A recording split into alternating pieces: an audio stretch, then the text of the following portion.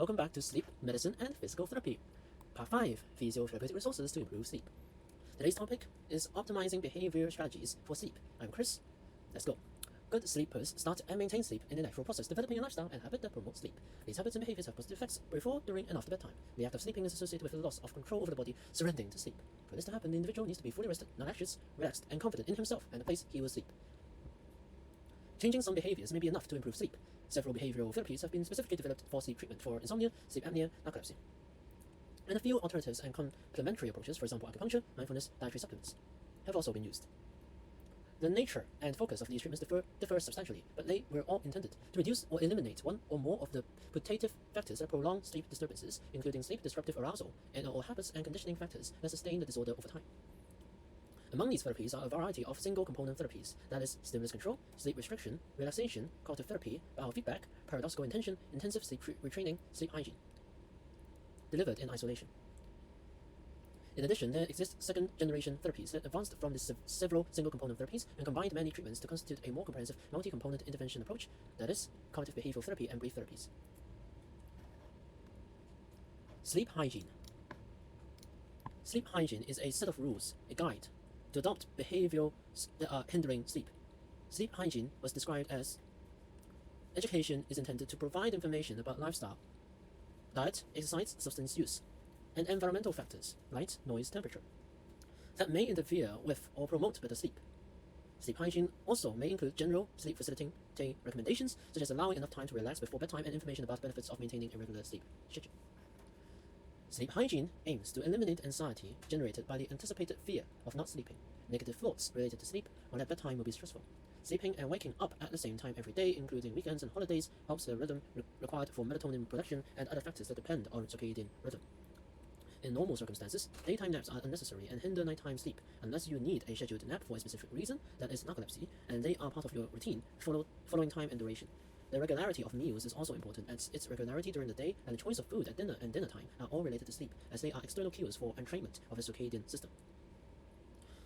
The room environment should be quite suitable and comfortable for the promotion of sleep. Good support from the mattress and the pillow. Room temperature slightly cooler is optimal. No noises, blackout curtains, or light control should be suitable.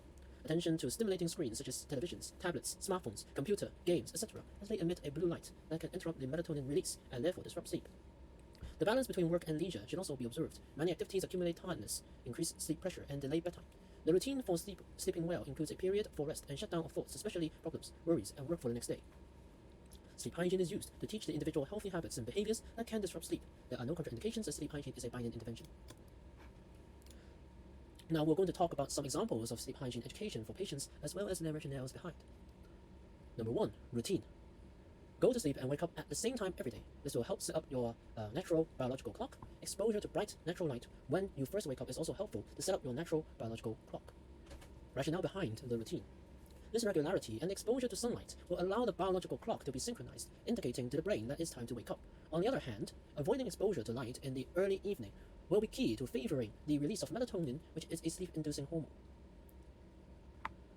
Second sleep hygiene rule is bed equals sleep.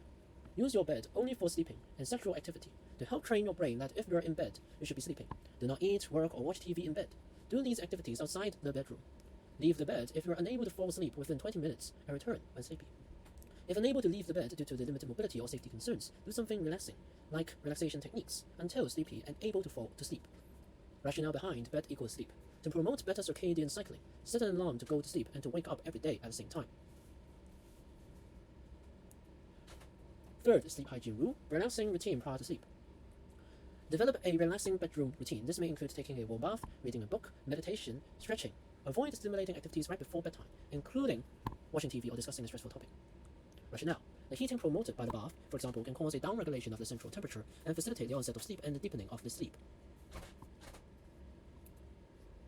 Physical exercise is the fourth rule. Avoid moderate to vigorous exercise at least 2 to 3 hours before bedtime. Exercising immediately before bedtime stimulates your body and brain to make it hard to fall asleep. There is evidence, however, that doing regular, preferably moderate to vigorous exercise improves your sleep at night. Talk to your physical therapist about an appropriate exercise program. Rationale. Doing intense physical exercises close to the bedtime can stimulate the body and brain, making it difficult to lower the body temperature necessary for the onset of sleep. On the other hand, there is evidence that regular physical exercise helps reduce pre-sleep anxiety, facilitating the onset of sleep and help synchronize the wakefulness cycle sleep. In addition, regular practice of physical exercise has antidepressant and anxiolytic effect, associating the improvement of sleep quality. Aerobic exercise can deepen sleep. Deeper sleep is more restorative and protect against noise, pain, and hot flashes. Unclear whether exercise can help sleep a greater amount or more quickly. And then the next sleep hygiene rule, number 5, is caffeine. Avoid caffeinated foods and drinks at least 4 hours before bedtime. Includes most teas, coffees, chocolate, and soft drinks. Check the presence of caffeine in your drink or food by reading the label. Caffeine can cause difficulty falling asleep and increase the number of times you wake up during the night. Rationale. Scientific evidence indicates that caffeine is antagonistic to adenosine receptors, in addition to delaying the rhythm of melatonin, and thus hinders the onset of sleep and dysregulate our biological clock. 6th rule. Alcohol and cigarettes. Refrain from drinking alcohol or smoking at least 3 to 4 hours before bedtime. Although people may think drinking alcohol causes relaxation before bedtime, it can increase the number of times you wake up during the night and can cause you to wake up early. Nicotine in cigarettes can cause difficulty falling asleep. Rationale. Alcohol consumption can cause relaxation before bedtime. However, alcohol directly interferes with sleep, especially REM sleep, decreasing its amount and increases the nocturnal awakenings and wake earlier in the morning. Nicotine in turn is a stimulant that impairs sleep. 7th rule. Sleeping pills. Do not take unprescribed or over-the-counter sleeping pills. 8th rule. Naps. Avoid daytime napping so that you are tired at night and can fall asleep easily. If you feel you need to take a nap, limit the nap to 3 minutes and avoid napping in the evening. Rationale. If you choose this habit, take this nap preferably after lunch when we have a slight fall in body temperature. Avoid napping at other times and for an extended time. This will impair night sleep in quantity and quality. Sleep environment. Make your sleeping environment comfortable and relaxing. This includes avoiding too much light and disturbing noises. Stop using light-emitting electronics like television, computer, smartphone at least 3 minutes before bedtime, as the blue light that is emitted can disrupt sleep by suppressing melatonin production. Use earplugs, light-blocking curtains, or an eye mask if needed. Also, keep the temperature comfortable. Being too warm or cold may disturb your sleep. Also, use a comfortable, supportive pillow and mattress. Rationale. The wavelength of blue light emitted by these devices impairs sleep induction by suppressing melatonin production and informing the brain that it is daytime. Another fundamental point is to seek a comfortable and preferably well-aligned posture. Choose the mattress and pillow as well, not only the one that will support the head, but others of support that can assist in optimal adjustment of posture. Food and liquids. Avoid eating a large meal or spicy food 2 to 3 hours before going to bed. Your digestive system slows down while you are sleeping, which can cause stimulation of acid secretions. That will lead to heartburn. A light snack may be helpful if you are hungry. Avoid excessive liquid 2 to 3 hours before bedtime. Remember, it's not only what you eat, but also when you eat. Rationale. The digestion of large or very caloric meals impairs so much sleep as the digestive system slows down at night and can stimulate the secretion of acids that cause heartburn and reflux. Avoid liquids before going to sleep so you don't have to wake up at night to go to the bathroom. Help. Talk to a doctor or health professional if you still have trouble sleeping. Now we'll move on to the part of cognitive behavioral therapy. The other part that is as important as sleep hygiene. So cognitive behavioral therapy, or CBT, aims to reduce sleep-related negative behavioral symptoms and reduce anxiety-related cognitive symptoms related to sleep. CBT requires custom forms of application, a different number of sessions, duration of the sessions, and techniques applied according to the needs of each individual. The CBT applied in person or at a distance can count on the aid of ready texts or pamphlets, and its effectiveness has been proven, both individually and in groups. In many countries, it can be applied by any health professional qualified in CBT, such as a psychologist, physician, nurse, occupational therapist, speech therapist, and or social worker, and by the physio as well. CBT uses a commonly employed multi-component package that combines sleep restriction therapy, stimulus control, relaxation, paradoxical stimulation, and cognitive therapy. We'll talk about all these one by one. Sleep restriction, or time in bed restriction, aims to increase the sleep efficiency, which is the relationship between how much time is spent sleeping in the time that the individual set out to sleep. That is, sleep time over time in bed times 100%. Many individuals stay in bed too long trying to sleep, or waiting for sleep to come, thus causing an increase in anxiety, usually leading to irritability in the absence of sleep, spending much more energy trying to sleep than effectively sleeping. Sleep restriction therapy consists of reducing the time in bed, which can result in consolidation of sleep without interruptions and the reduction of anticipatory sleep anxiety. This therapy is indicated for those who have sleep difficulties, in which sleep efficiency is less than 85%, indicated by a 1 or 2 week sleep log or retrospective report. In this technique, the individual is invited to reduce the time spent in bed, adjusting this time to the time in which he effectively sleeps. For example, a man goes to bed at 22 hours and refers to many problems when going to sleep. He feels he takes too long to fall asleep, think about work, how was the day, and how it's going to be the next day. He stays in bed, turning from one side to another and with ruminating thoughts. He sleeps around midnight and his alarm clock rings at 06 hour every day, when he wakes up and shower. His 1 week sleep diary reviews, the table as shown above. And so in the slide, we can see that the sleep efficiency is 6 hours over 8 hours times 100%, which equates to 75%, which is less than the ideal at least 85%. If he goes to sleep later, closer to midnight, the sleep efficiency will become 100%. The goal can be more than 85% of sleep efficiency. As he presents with no complaints in waking up time, the decision is made to adjust the time of going to bed. Then he's asked to go to bed closer to midnight and keep a diary for 1 more week in this new schedule. This increased his sleep efficiency. To prevent excessive daytime sleepiness, time in bed should not be reduced to less than 5 hours per night, so there should be a precaution for sleep restriction. In addition, the PT might consider how the patient's sleep is impacted by his or her condition or disease, which might warrant less restriction on the sleep and use of sleep compression instead. The next technique is called sleep stimulus control. So Woodson pioneered the use of stimulus control instructions as a behavioral treatment for insomnia. This set of instructions is designed to help the patient with insomnia to establish a consistent sleep-wake rhythm, strengthen the bed and the bedroom as cues for sleep, and weaken them as cues for activities that might interfere with sleep. The stimulus control instructions addresses the following points: when to go to sleep, what activities are permitted or disallowed when in bed, what to do if sleep is not attained within a reasonable period of time, when to rise in the morning, and daytime napping. Stimulus control therapy originated from an operant learning analysis in which falling asleep is conceptualized as an instrumental act intended to produce reinforcement, that is, sleep. Stimuli associated with sleep becomes discriminative stimuli for the occurrence of reinforcement. Difficulty in falling asleep or in returning to sleep after awakening may be due to inadequate stimulus control. The operating condition goals of stimulus control are to strengthen the sleep-compatible associations with bed and bedroom environment and to remove sleep-incompatible ones. That is, reinforcing the cues of the bed and bedroom for sleep and weakening the cues for activities that influence the falling asleep. The classical conditioning goals are to break the association between the bedroom and insomnia. The stimulus control instructions decrease the bed and bedrooms as cues for arousal and re-establish the bed and bedroom as strong cues for sleep.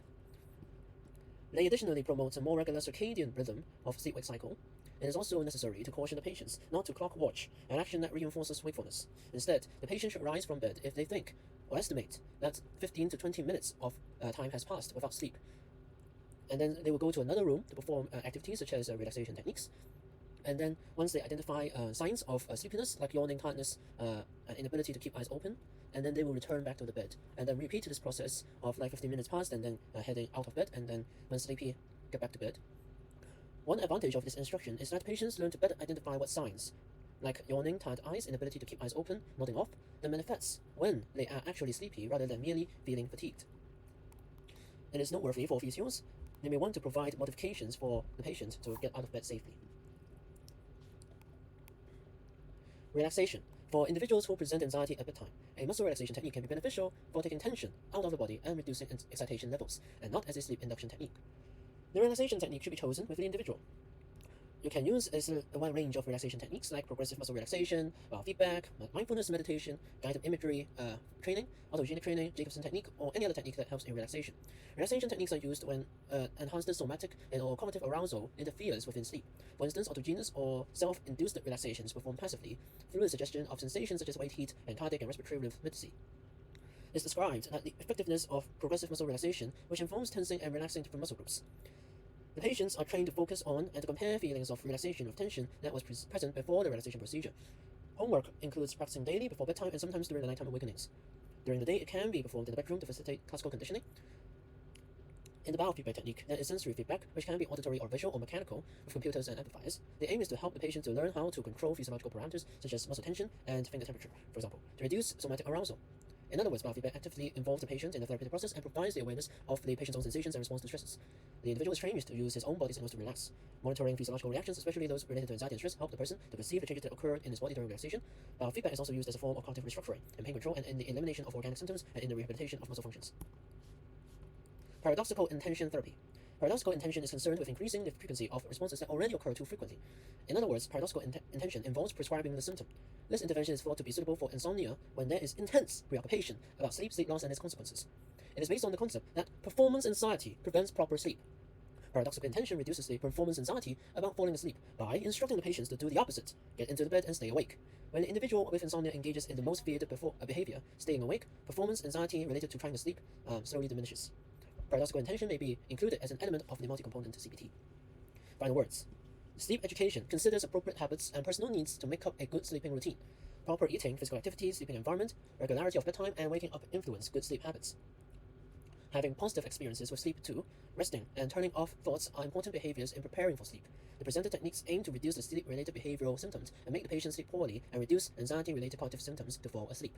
This is all for the topic for optimizing behavioral strategies for sleep. This is Chris, physiotherapy student. Thank you for watching.